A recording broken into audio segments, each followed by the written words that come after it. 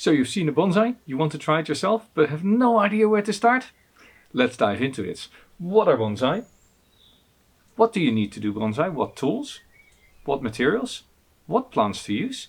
What are common mistakes, pitfalls? And basically, how do you approach the start into your bonsai journey? This is Jelle, growing bonsai, and follow me along. What plants should you use when you're starting off with bonsai? That's a very important question because not all plants are equally easy to start off with. For me, pines, they're often sold as a starter tree, but they're quite difficult on the roots. So for me, I would not recommend having a pine as a starter plant. What I would recommend are, if you want to grow trees predominantly indoors, keep in mind bonsai and indoors is a very difficult discussion because the indoor climate is not great for bonsai.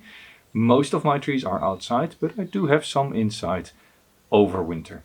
In summer they're still outside. The best one would be a ficus. Now, if you go to a store you can get lots and lots of ficuses, but very often you get very bulbous roots with a few green sprigs. That's not what I'm talking about. I'm talking about a ficus on its own root grown from seed or cutting, like this one. This has been grown as a cutting from a much larger tree, and over summer this gets to play outside. In winter it sits inside in a nice warm sunny spot. This gets lots of water. Ficuses love water as long as it is warm enough.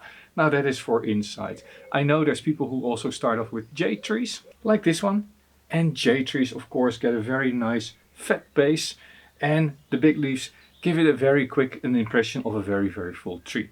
Now the question whether this is considered a bonsai or not will be posed if you present somewhere on the internet a jade as a bonsai.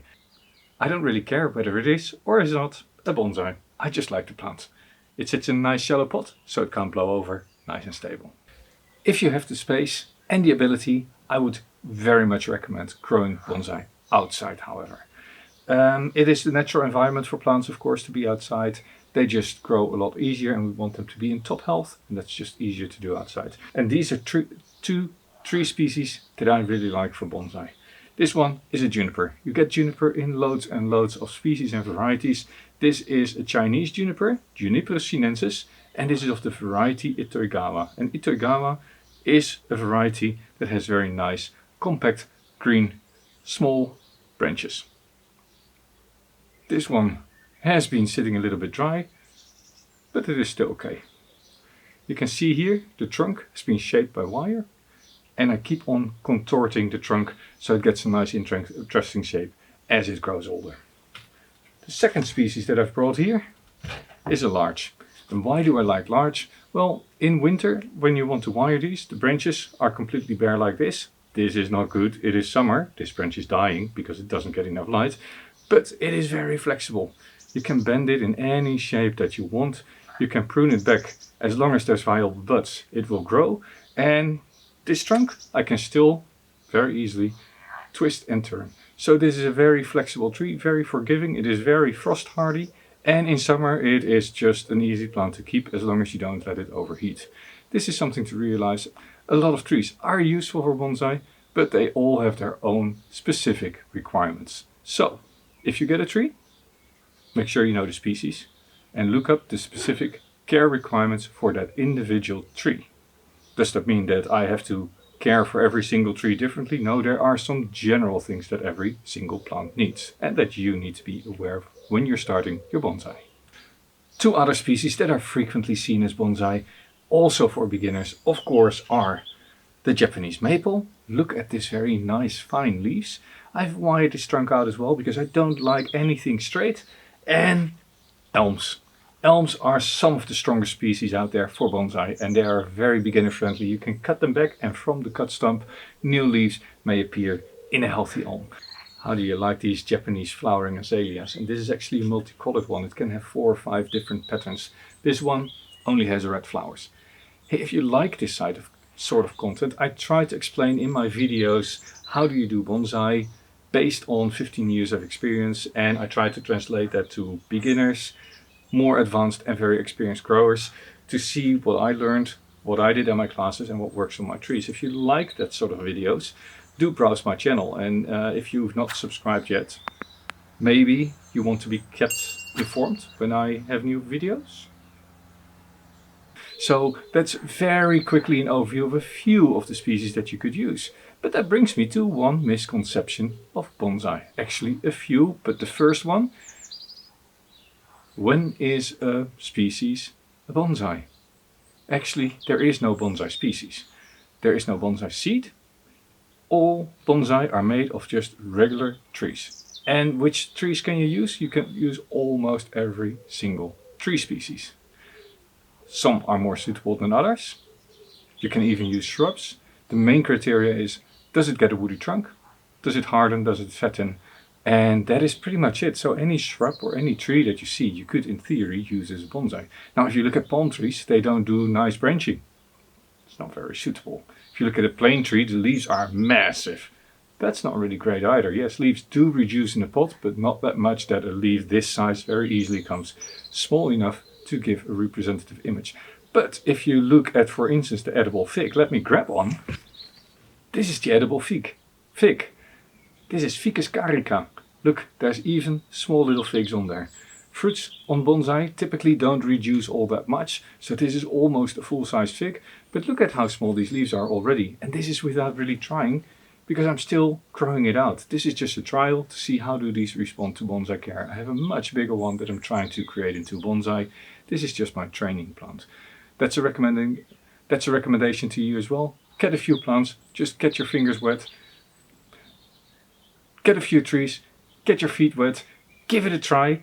And once you know, yes, I can care for the species, then look into more expensive material, because you can do all the techniques for bonsai also on younger materials. You don't need to start off with a $1,000 tree. Now, second misconception.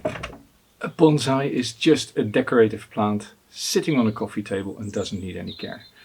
That's actually not true. Bonsai do require a bit of care. If you already look at this little olive tree, you see leaves age. They mature. At a certain point they get too old, they yellow and they die off. That's perfectly fine. They need water. They need a bit of fertilizer. They need some pruning every once in a while. Yeah, pruning. Why? Third misconception. Bonsai stay small in this pot. Very nice small pot, and therefore they don't grow. They stay small by themselves. No. Bonsai are allowed to grow lots. You need them to grow. Why? Well, first of all, as said, these leaves, they get old. They need to be replaced. So you get new leaves. But if you let it grow, you can't prune back to nothing. So you need lots of growth. Then you get new buds on the inside and you cut back to those buds. In between phases of looking nice and well pruned, the bonsai can look very scruffy. Look at all these extensions. I've not pruned this yet, I'm just allowing it to grow. And why? Well, it is fully wired. Some of the lower branches, inner branches, had gotten weak last year, so I'm now just allowing it to grow in the hope that the whole tree gets more strength. The inner branches develop more. But yeah, this is just very normal for a bonsai. Bonsai are not continuously pruned. They're allowed to grow, then they're pruned back, then we take a nice picture, then we allow them to grow again. 2-3 times a year they might look like this. So what do you need to grow a bonsai besides trees? Of course, you need a pot. I have some pots here, and bonsai pots are special. Why are they special? Some of them have very, very big drainage holes. This one also has drainage holes, not as big, but still significant. And there are little holes next to it. These little holes that are in these pots. Not sure if you can see them. 1, 2, 3, 4 little holes. And these are used to tie a tree down in the pot. Because the pots are so small, the tree very easily topples over. And therefore you use a little bit of wire that we push through the holes and we wire the tree into the pot. That way it can't fall over.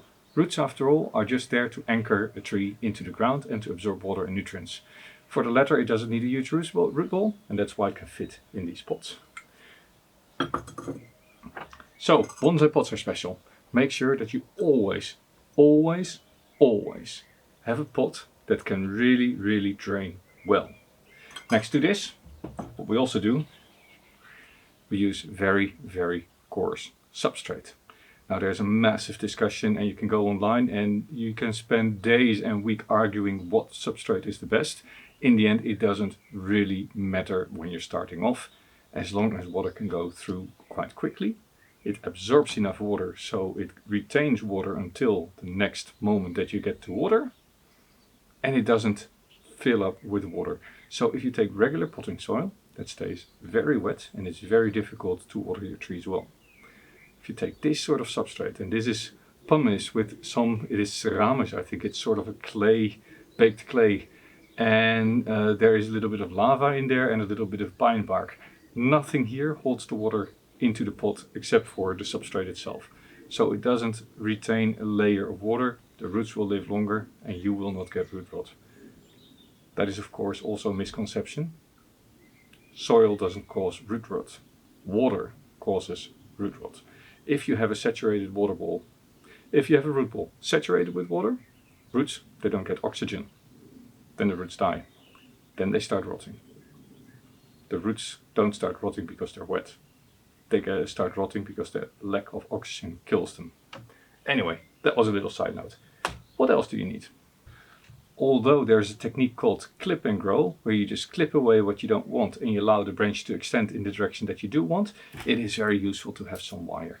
Wire, of course, is coiled around the branches, and with that you can shape the branches and position them exactly where you want to. You don't have to, but in practice pretty much all my bonsai have been wired completely at least once or twice in their lives. Main trunks I often don't bend. I just bend the finer branches and I put them in place. That means that I often work with very thin wire. This is aluminium wire. There's also copper wire. Make sure that if you get copper wire you get it specifically for bonsai. Actually aluminium as well.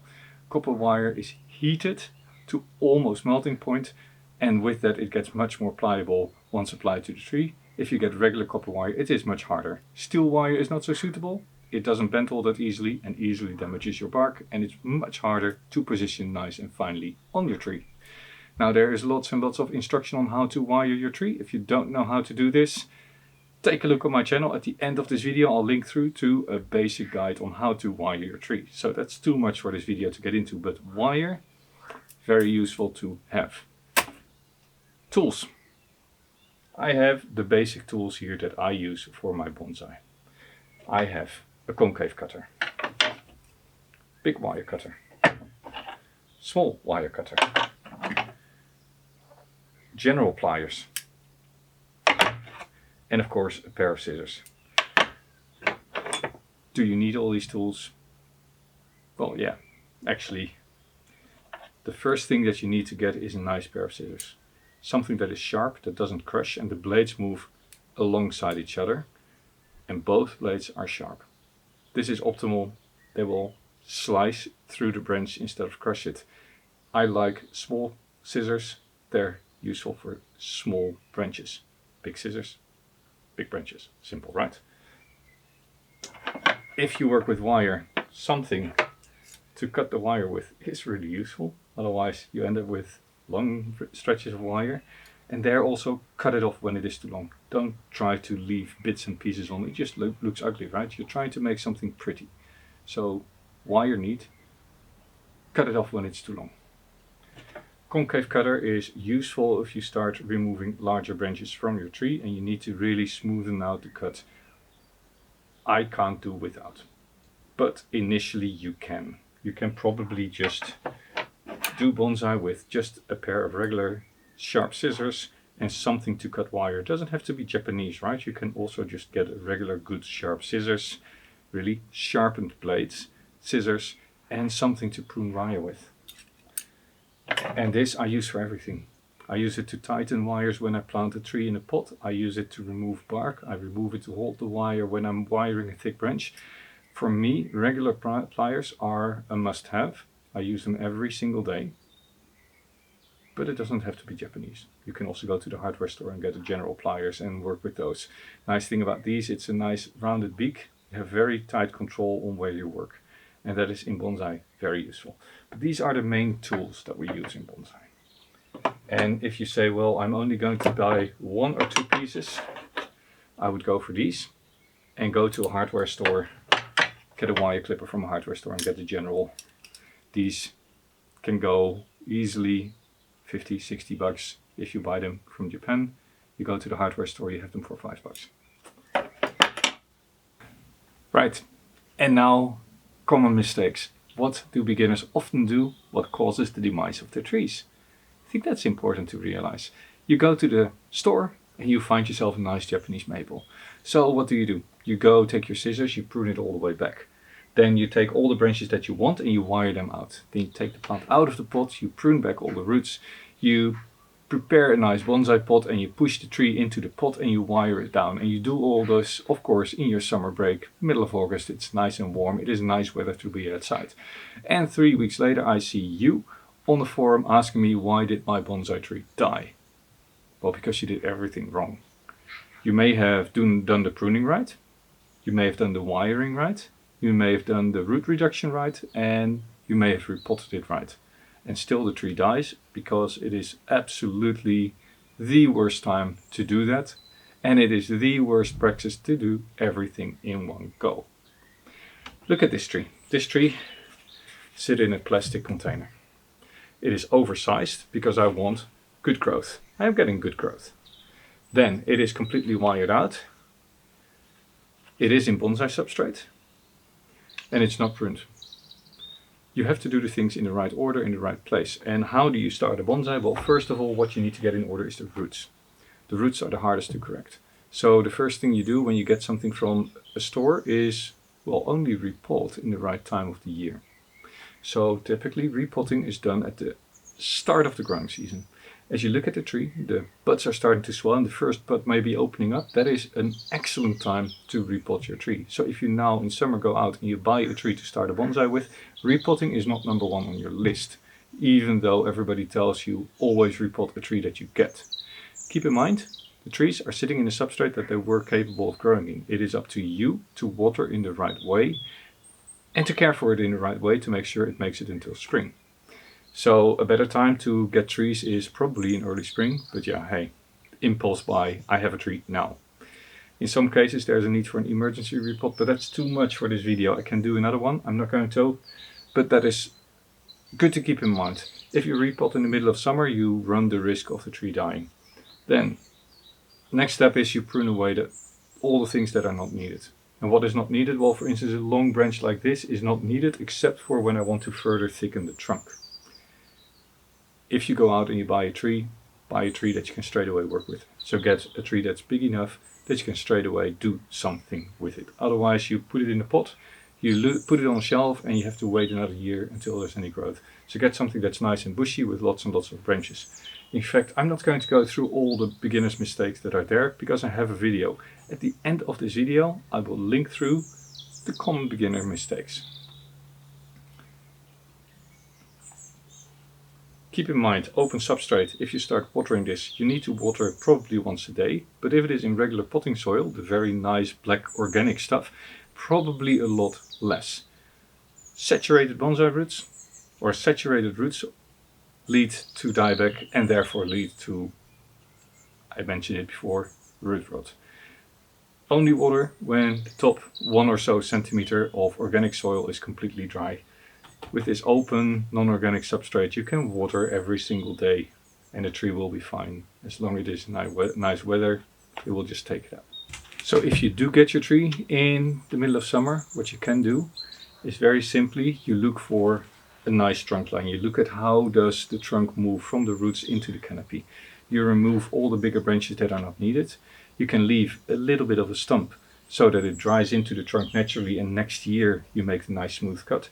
And then either you will get lots and lots of buds that sprout from the trunk.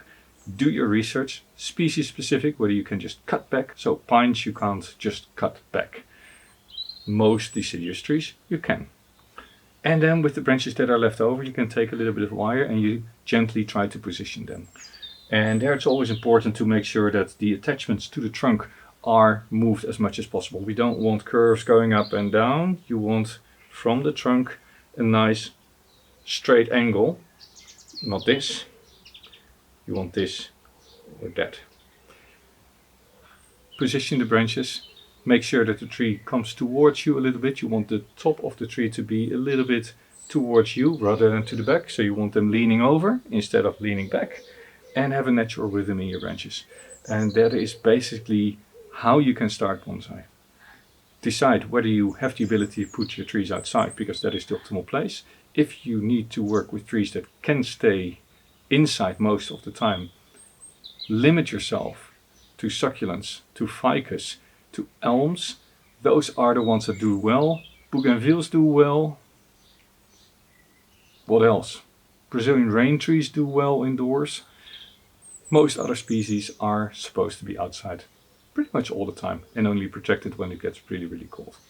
If you get material from a nursery, make sure that you know what season it is, whether you can repot or not, and whether you can wire and prune. Wiring and pruning in practice can be done pretty much year round, except for when it's freezing really hard. And yeah, have fun. Experiment. I always start off a new species with a very small young plant. Just take care for it for a year or two, see how they respond to pruning, to wiring, to repotting, and then you look for a better trunk. A lot of material doesn't have to come from a bonsai nursery, but try to avoid the deadly S-shaped curves in a supermarket. That's really not so great. I think that's it. I wish you lots of luck. There's loads and loads of videos on my channel and on other channels. Have a look at those, but by all means, get started. If you don't start, you will not learn how the plant really responds. You can look at so many videos and look for information on the videos, but the work itself needs to be done on the tree. Only then you will see how it responds. Keep in mind that your climate is different than my climate, and it matters. The weather, the heat, the wind, the rain matters on how plants respond. So what I can grow in my garden might not be the same what you can do in your garden. So always try to figure out what this person is explaining. Does that also translate into my climatic conditions?